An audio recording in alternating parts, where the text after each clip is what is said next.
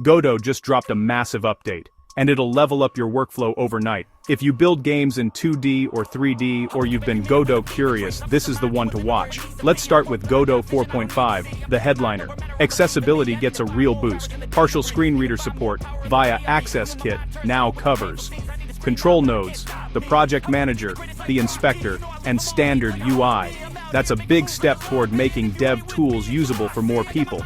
Rendering nerds, rejoice. Stencil buffer support is here. Think mask geometry, clean cutaways, X-ray effects, outlines, and selective post-processing for specific objects. More control, fewer hacks. Performance wins. The new Shader Baker pre-compiles shaders on export.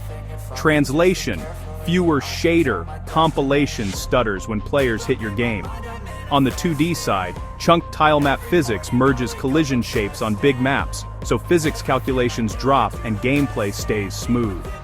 Quality of life. Change the editor language without restarting, and preview translations right in the viewport.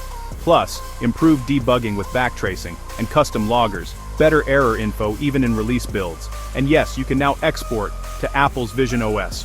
Vision Pro projects, natively supported. Okay, rewind a beat, because 4.4 set the stage.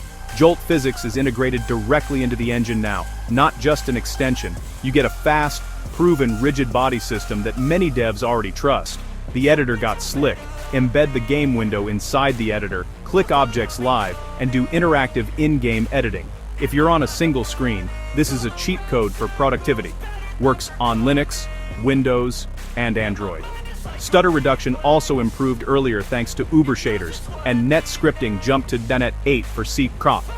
GD script got typed dictionaries and richer tooltips, instant docs for functions, variables, classes, so you spend less time hunting and more time shipping.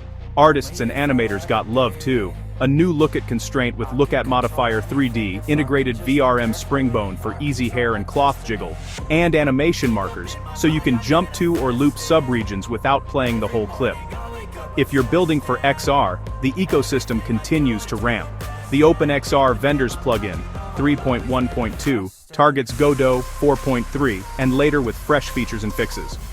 The Godot Meta Toolkit supports the latest platform SDK versions, and the vignette shader now behaves in 4.x with reverse Z, which is big for comfort in VR. You also get visibility notifications for viewport 2D and 3D, performance-friendly behavior when those viewports go invisible, and snap path to align objects along a path with clean, repeatable spacing. So what does this all mean for your next project? Faster loads and smoother frames thanks to shader baking and chunked physics. Cleaner, more controllable visuals with the stencil buffer. A friendlier editor that speaks your language, literally, and lets you iterate in place. Stronger debugging when things go sideways. And a clear on-ramp to modern platforms, including Vision OS. Here's my quick take. If you've been waiting for the right moment to jump into Godot, 4.5 is it. If you're already in, upgrade and take 2 hours to test stencil workflows, bake your shaders, and reprofile your tile maps. You'll feel the difference. If this helped, tap like, sub for more deep dives, and drop a comment with the feature you're trying first. I'll pin links to the release notes and plugins so you can grab everything and get building. Happy deving!